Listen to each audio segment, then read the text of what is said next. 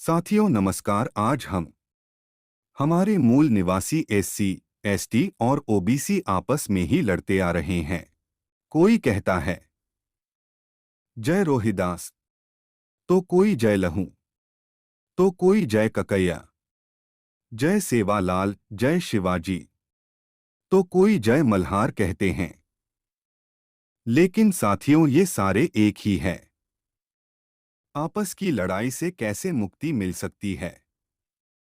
और जिसके लिए ज्योतिराव गोविंदराव फुले जी ने अपनी पूरी जिंदगी समाज के उद्धार के लिए कुर्बान कर दिए, ऐसे ही महान पुरुष के बारे में आज जानेंगे।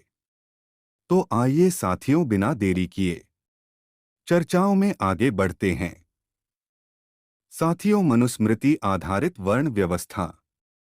जब 19वीं सदी में ब्राह्मणवाद का अत्याचार तीसरी आसमान में था, तभी एक ऐसे ही महान पुरुष, युग परिवर्तक, महान समाज सुधारक, समाज प्रबोधक, विचारक, समाजसेवी, लेखक, क्रांतिकारी कार्यकर्ता तथा युग परिवर्तक का जन्म सन 1827 को पुणे महाराष्ट्र में हुआ।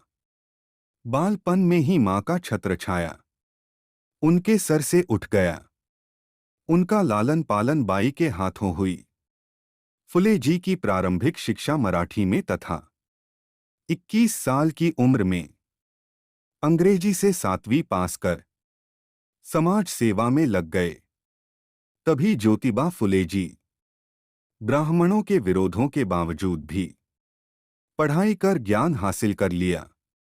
जब एक ब्राह्मण सहपाठी अपनी शादी में ज्योतिराव फुले जी को आमंत्रित किया, जिसमें फुले जी भी बारात में सम्मिलित हुए, उसी समय महात्मा फुले को देखकर ब्राह्मणों को बड़ा ही गुस्सा आया और अपमानित करके बीच रास्ते से ही भागा दिया। लौटते समय अपमान से दुखी होकर एक पेड़ की छांव में बैठकर सोच रहे थे। उसी क्षण गले में मटकी और पीछे झाड़ू बांधे कुछ अछूत शूद्र खिल्ली उड़ाते हुए गुजरे। उनके इस व्यवहार से उन्हें बहुत आश्चर्य हुआ और सोचने लगे कि मेरा इतना छोटा सा अपमान हुआ और मैं दुखी हो गया, पर इतना बड़ा अपमान होने के बावजूद इनको कोई फर्क नहीं पड़ रहा है, क्यों?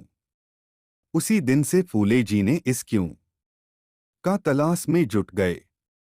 तो उसे पता चला कि इस क्यों का निराकरण सिर्फ ज्ञान ही है।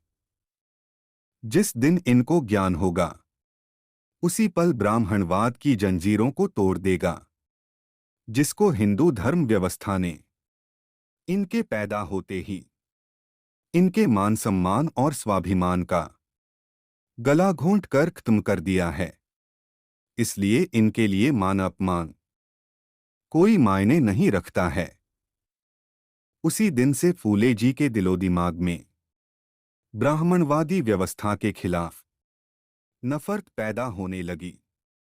परिवार वालों के लाख विरोध के बावजूद अपने दिल के दरवाजे शूद्रों के लिए खोल दिए और अछूतों के साथ न बैठना तथा अपने कुआं से पानी लेने के लिए कहे, जिसके कारण फुले जी के लिए हिंदुओं का विरोध और सख्त हो गया और ब्राह्मण नाराज हो गए। फुले जी के अंदर भी ब्राह्मणों के प्रति नफरत और बढ़ गई और बगावत पर उतर आए। बता देना उचित समझता हूं कि इतना क्रूर, निर्दयी, अमानवीय दंडात्मक प्रतिबंध गले में मटकी और कमर में झाड़ू साथियों पेशवाई ब्राह्मणों के द्वारा ही लगाया गया था। इसी की प्रतिक्रिया ने फुले जी को झकझोर कर रख दिया। साथियों, फुले जी ने अछूतों के उद्धार के लिए अपना पूरा जीवन न्यौछावर कर दिया। फुले जी का विवाह सन 1840 में सावित्री बाई फुले जी से हुआ, जिनका साथ उनकी धर्मपत्नी सावित्रीबाई फुले जी ने कदम से कदम मिलाकर साथ दिए। साथियों, सावित्रीबाई फुले जी के बारे में किसी अगली वीडियो में बात करेंगे। महात्मा ज्योतिबा फुले ने सन 1848 में लड़कियों के लिए देश का पहला महिला स्कूल खोला। पुणे में खोले गए स्कूल में उनकी पत्नी सावित्रीबाई पहली शिक्षिका बनी। पर हिंदू समाज के दलालों के पेट में दर्द होने लगा, जिसके कारण स्कूल को बंद करना पड़ा, लेकिन बाद में पुनः खोला गया। साथियों, आपको बताना चाहूंगा कि 24 सितंबर 1873 को दलितों और वंचितों को न्याय दिलाने के लिए सत्यशोधक समाज की स्थापना की। ज्योतिबा फुले जी ने शिक्षा को शूद्रों तक पहुंचाने के साथ साथ विधवा आश्रम, विधवा पुनर्विवाह, बाल आश्रम, कन्या शिशु हत्या के खिलाफ आवाज उठाई।